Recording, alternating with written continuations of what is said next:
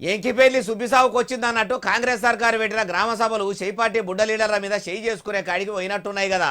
అట్లా నబడితేమే బాలన్న, ప్రజలు అధికారులతోనే పంచాయతీ పెట్టుకుంటుర్రు, ఎమ్మెల్యేలను ఎత్తిపొడుస్తుర్రు, కాంగ్రెస్ కార్యకర్తలను కూడా కొడుతుండట. అంటే కొడుతుండట చూడురిగో. రెవెన్యూ మంత్రి కమ్ ఇండ్ల మంత్రి పొంగులేటి శ్రీనివాసరెడ్డి సార్ ఇలాకల కయ్యం ఎట్లయితుందో చూడుర్రి.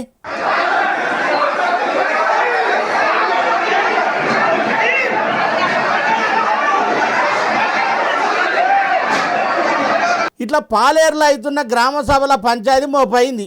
ఇందిరమ్మ కమిటీ సభ్యులు ఆడుండే వరకల్లా మనిషి కోటి అరుచుకుంటున్నారట. ఎట్లున్నది ముచ్చట?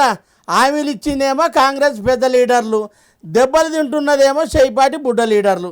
6 గ్యారంటీలు 100 గ్యారంటీలు బరాబర్ అమలు చేయకుండా ఏడాది పొద్దు గడుచుడేమో కానీ చేయి సర్కారు వాళ్ళు చేసిన ఇందిరమ్మ కమిటీలు ఉన్న సభ్యులను ఇరుగ మరుగ జోపెకాడికే వచ్చాయి.